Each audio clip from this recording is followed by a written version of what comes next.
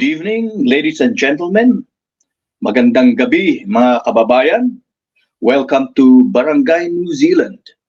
And tonight, we have a very special episode and a very special guest. Pinamagatan natin itong extra rice. And for tonight, we will discuss a range of things from filmmaking to uh, lifestyle of being an international student and filmmaking in general. Mahilig ang Pilipino sa filmmaking, eh.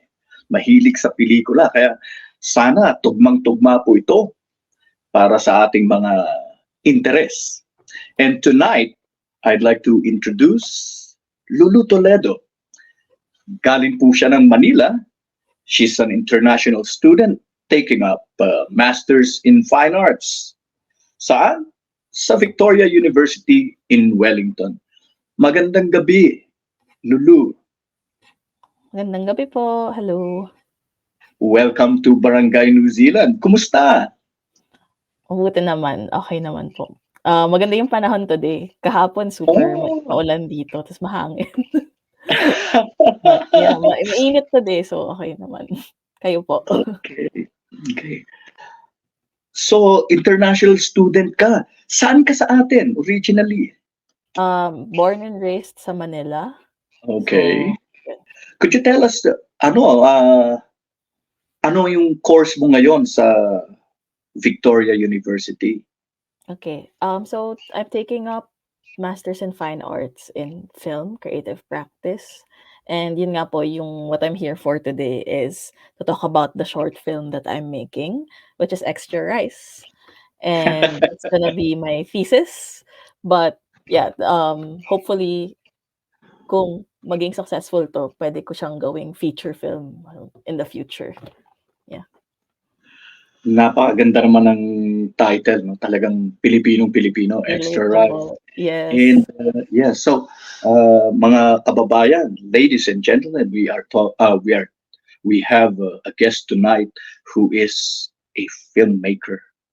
At lahat po tayo nag-uumpisa sa unang film, pangalawang film, and yun nga, no? We wish you all the best in your future endeavors.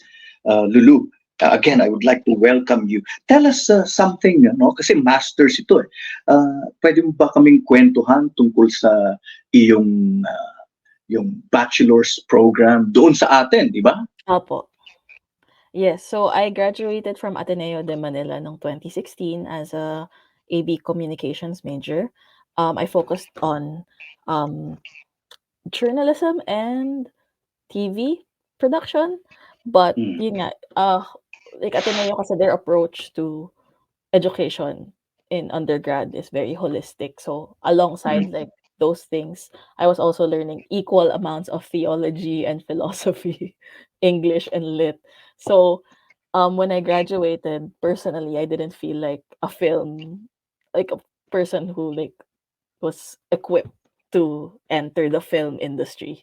So nag-end up na naging manager ako, like project manager ako for advertising, operations manager for like a startup, and yeah, I kind of just lean towards more managerial roles instead of creative roles, and that's why kaya ako lumipat dito kasi gusto kong i-take yung masters in film para nga mas mag-shift yung career ko into a more creative role. Kasi nung bata ako, I actually come from like a theater background.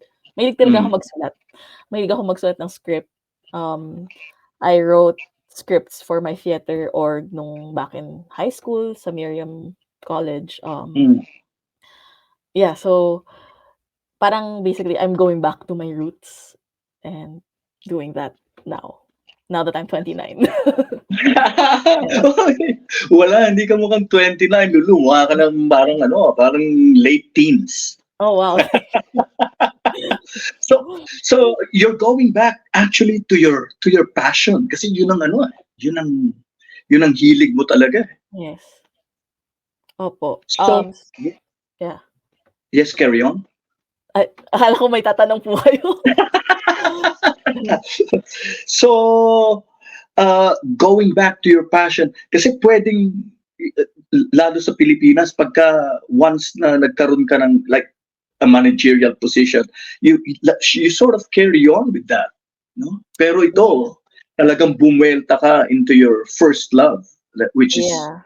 creative, the creative arts, writing in particular. Pero Yeah. ngayon, nagdi-direct ka na. Yes. Well, it's similar naman po kasi mahirap din po talaga kapag if you're making a film and you're a writer, mahirap ibigay yung i-trust yung vision mo for the script and everything to a different person. Right, So, right, usually, I think, especially if first, parang tama lang na ikaw rin yung mag-direct. right, right. Unless you really have like a trusted director who share the same vision. So, that happens a lot naman. But, yeah, parang I think for this first short film that I'm working on, I really wanted to direct it as well. So, Extra Rice is written and directed by Lulu Toledo. Yes. That sounds ang ganda, no? Alam mo, hindi ko alam kung inabot mo sila FPJ, sila Jun Aristorenas, mga ano yan, mga action film yan. Di ba nakalagay, written and directed by FPJ, di ba? Sila ang sumulat, sila rin nag-direct. Opo. Sila rin umaarte minsan. Tapos sila bida. Sila pa bida. Dito Opo. ba sa Pero Extra Rice, ikaw din ang bida? hindi O... po. Hindi po. But so ikwento ko na yung Extra Rice. Of course, I'm Right, right. coming from, like what I say to my friends is this is a love letter to my younger self and to the girls I grew up with. Because it is a coming of age story about a teenage girl, Filipino girl growing up in New Zealand. And parang binabalance niya yung personal joy and life niya with like the pressure coming from a Filipino household, coming from a very Christian background, and yun pa, because this is a day in the life of a Filipino teenage girl. Yung strict lola niya from the Philippines is arriving, so there's a lot of anxiety and everything. So a lot of things happening in one day, and yeah, it's just like a lighthearted film about it. Ang ganda, parang very interesting. Matanong ko lang, so if you were going back to your passion, which is creative arts, writing, directing, filmmaking, bakit New Zealand? Bakit Victoria University? Well, first, I was looking into different universities here in New Zealand. I also applied in Massey and AUT, I think. And then yung sa AUT was a 4-year program, which I feel like parang academic na may research involved. And then this one particular is just a 1-year program. And yung nakita ko, the course offered like a lot more creative opportunities to make films. So even before this final film that we're making, actually I'm working on 4 films for this November. So one of them, yung class namin is working on 4, but one of them is like this one, mine, which is Extra Rice. Right before this, we've also done like a couple of short films and commercials as well for some clients. So that's what I really liked about this course from Vic. Kaya ito yung pinili kong school. Nice. And may kamag-anak ka ba dito sa New Zealand, Lulu? Yung kapatid ko po, taga Papamoa. Okay. Do you get in touch often? Since malayo siya, so I just go to them pag may vacation. But this year nga, since 1 year lang yung program, very strict yung schedule namin. So I've only been there mga twice this year, 3 times this year. Yeah, it's medyo malayo mag-bus or mag-plane kasi parang you have to take the plane to Auckland, papasundo pa ako, medyo mahirap. And then travel. Yes. Travel by boat. Yeah. Kahit papaano may pamilya, no? Yeah. How is it? No, medyo lilihis ako ng konti, no? How is it to be an international student? Well, I think medyo personally parang the way I was, kasi mahilig naman talaga mag-travel yung family ko. So hindi ako masyadong nahihirapan mag-adjust. I didn't feel homesick, and I think since nga medyo 29 na ako, so like hindi naman ako, yeah, I was surprised di ako masyadong nahirapan mag-adjust. More of nahirapan ako mag-adjust sa weather because sa Mm, Wellington sobrang mahangin and everything mm, else, but mm. because of social media and stuff like that, I'm able to be in touch with my family back home. Right, So, right. suddenly my partner back home, so hindi naman ako like naho-homesick as Mm, often as I thought I would have been. mm, Yeah, mm. madali siya for me personally, pero I know for a lot of people, it's different, yeah. Oo, iba-iba, eh, 'no? Mga iba, yan Iba-iba. nga. I'm very glad to hear na hindi ka masyadong na-homesick and, Opo. dapat lang 'no, na pakinabangan yung social media in terms of like face-to-face communication, 'di ba? Yeah. Ah, kumusta naman? May mga na-meet ka naman na sa Wellington na, like part of the Filipino community? Yes, definitely. Actually, through this project, I'm able to reach out to, a lot of moms actually na kinausap ko for this project for the casting process. And then some people who from Ateneo pala, na nagulat ako kasi actually nung first 6 months ko dito, wala akong Filipino friends. Tapos marami kaming international students sa class ko, ta's lahat sila may parang may sari-sarili silang friends from their own countries. Ako wala akong Filipino friends. Tapos kasi Mm, nga usually yung mga Filipinos dito sa Wellington are, in like the medical field, ganyan. So hindi ko right. rin wala rin sa class or sa field ko. In the theater masters though, I do have, like an older classmate, si Dita Siap. So she's from the theater cohort, so she's also Filipina. So like she was my only Filipino friend technically. Okay. Okay. But yeah, like recently I've met more parang a diverse group of Filipinos in Wellington. Naglaro yung PBA Moto Club dito, eh. Alam ko si JC Intal, ano yan, eh, naglaro sa Ateneo yan, di ba? Opo, Si JC Intal, oo, eh, he Astral, played a good game. Oo, oo. yes. So, pumunta siya. I think one of their games is in Tauranga and the final game was in Auckland. It was very entertaining. Nabanggit ko lang kasi Ateneo, eh. JC Intal. Pero Actually, ang sira nga po surprisingly, hindi ako masyadong into UAAP, eh, kasi kahit lagi kaming nananalo. oo, surprisingly, kakampi niya si Rico Meyerhofer who's from De La Salle. Oh, ayun. But anyway, uh, we've discussed extra rice no sa parang a day in a life, right? Ng isang Filipina, Teenage and girl, yeah. I like the way you said it. Like it's a love letter to your younger self. So what will you tell? What will you actually tell your younger self? Opo, it's kaya nga po extra rice siya kasi Mm, nag-start po yun sa idea na a lot of young girls from the Philippines or Asian families, parang we go through this thing, especially if you're like the eldest daughter or the only daughter. Maraming pressure na you try to overcompensate through other things. And I wanted to represent that through an object, which is extra rice, na mm, parang from a very young age, we're made to feel guilty about a lot of things that make us happy.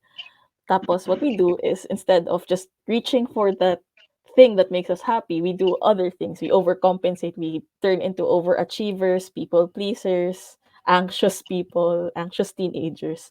And that's what our lead character in the story, is. And yeah, kaya po ako nag-start sa idea ng extra rice and then like incorporating that into the story. So she deals with like body image issues. She deals with having a crush from church, and her crush mm. is also a girl. Um, and then also dealing with family members who are strict and who, she assumes will be disapproving of what her identity is, etc. Yeah. Oo nga, eh. Kasi minsan talaga dapat doon tayo pumupunta, eh, 'no? Yung parang, nakakalimutan natin yung sarili natin, eh, Yes, right? exactly. Yeah. I know a lot of songs like, Whitney Houston's "Learning to Love Yourself is Yeah. the Greatest Love of All," 'di ba? Meron din si Billy Joel na kanta, sabi niya, "Do what's good for you or you're not good for anybody." Tapos meron din parang yan, parang there's a burden of expectation. Laging may burden ng expectation. Yes. So yeah, I'm very glad. Excited ako na personally, excited ako na mapanood ito. Paano pala mapapanood ito, Lulu? So we are shooting the film sa November, Mhm. tapos post-production po from December to Feb. So hopefully after Feb we're able to launch it.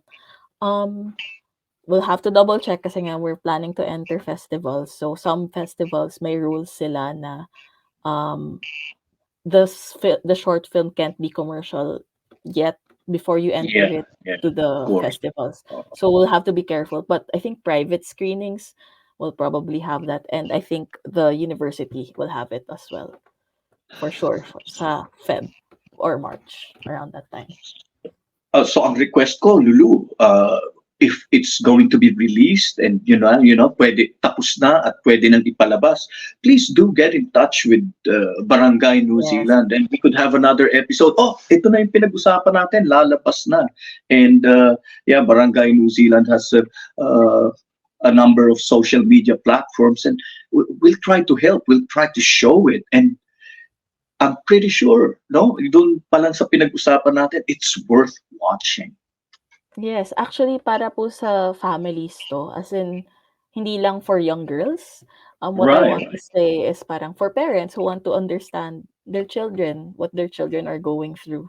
Like, yan yung difficult years eh, parang from 13 to 17 years old, 'di ba? Parang as a parent, di mo rin alam yung pinagdadaanan ng anak mo. Kung gusto mo maintindihan or like, um yeah, like it's also nice to watch coming of age films. Like that's actually the genre that I really like watching as well, coming of age. That's really, ako nga, parang as a father, Opo. yung panganay kong anak, it's about, medyo siguro matanda sa'yo, no? But I have boys who like turned 30, yung isa 28, so probably your age. But I have like My age. a girl who's in, mid 20s. Tapos dito na sila lumaki. So parang ako gusto Mhm. ko mapanood yung pelikula na yan kasi like from the you're right, from a point of view of a father, of a parent or a guardian. That would be really interesting. That would be really interesting. Yes. So paano makakatulong? Paano kami makakatulong? Uh, Right now po, number one, I'm actually casting still for the mom and dad in the film. So kung nasa Wellington po kayo, um, interested po kayo mag-act, no experience required. Pwede just follow our Instagram, at underscore, okay. underscore, underscore, tatlong underscore extra rice.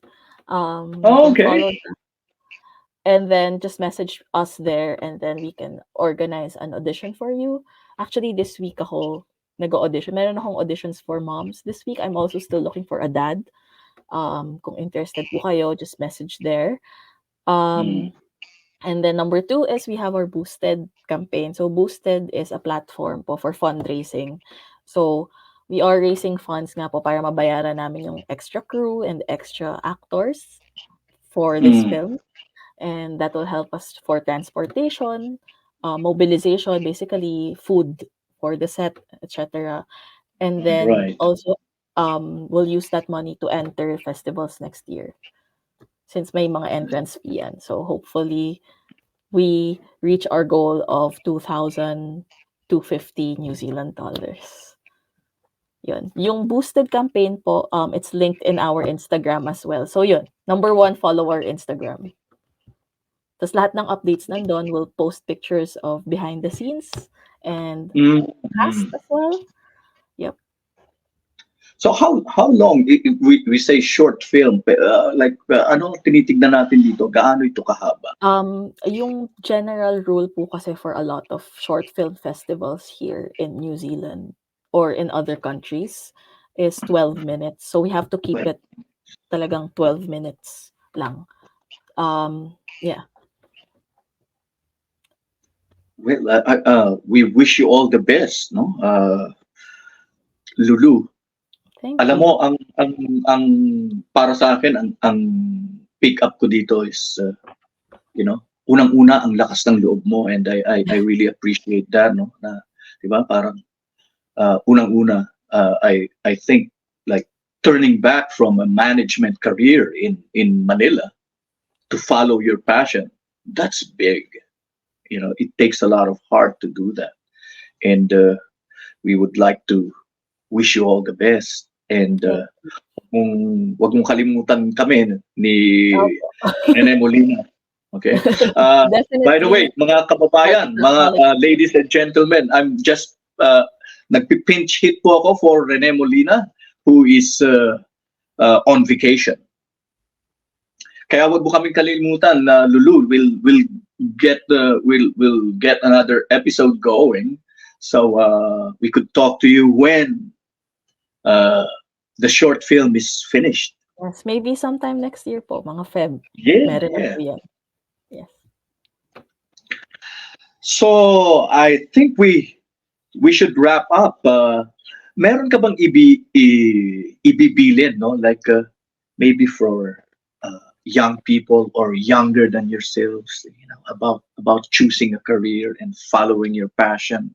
May ibibilin ka bang like parting words for our listeners or our viewers? I guess ngayon po parang I'm still learning. It's okay to be new at a certain field. It's okay to, like, it's never too late. There's no particular timeline. That's yung biggest thing that I had to learn actually last year before moving here. Yun nga, parang okay lang na mag-change ka ng field. Okay lang to say na what you've been doing for the last 7 years or 10 years isn't working. Tapos magbago ka ng field. And then okay lang kung you suck at it at first. Talagang just keep doing that. And I acknowledge na I'm very privileged to have the support of my family to do this as well. Yes. So, yun, like I'm acknowledging that. I mean, mahirap siya, but kinakaya. Well done, well done. And yeah, we wish you all the best. At mga kabarangay, ladies and gentlemen, and to all our viewers, you know, I'd like to pick up from what Lulu said. He palakasan po ito ng loob. But some questions should be there. Like, when will you write your masterpiece? When will you follow your passion? When will you do stuff for yourself? No, that means a lot to you. Mahirap pong mag-umpisa ulit. But right now, our guest, Lulu, started again in a new country. Medyo malayo sa pamilya, pero nag-umpisa ulit. Siguro po yan ang pick up natin ngayon. Follow your dreams, follow your passion. And most of all, love one another and be kind to yourself. Thank you very much, Lulu. It's a privilege talking to you. Thank you po. Okay. So yan po ang ating episode ngayon sa Barangay New Zealand. Ito po ang inyong host, Tito Noel na lang. Tito Noel saying goodbye and kita-kita ulit. Kakite.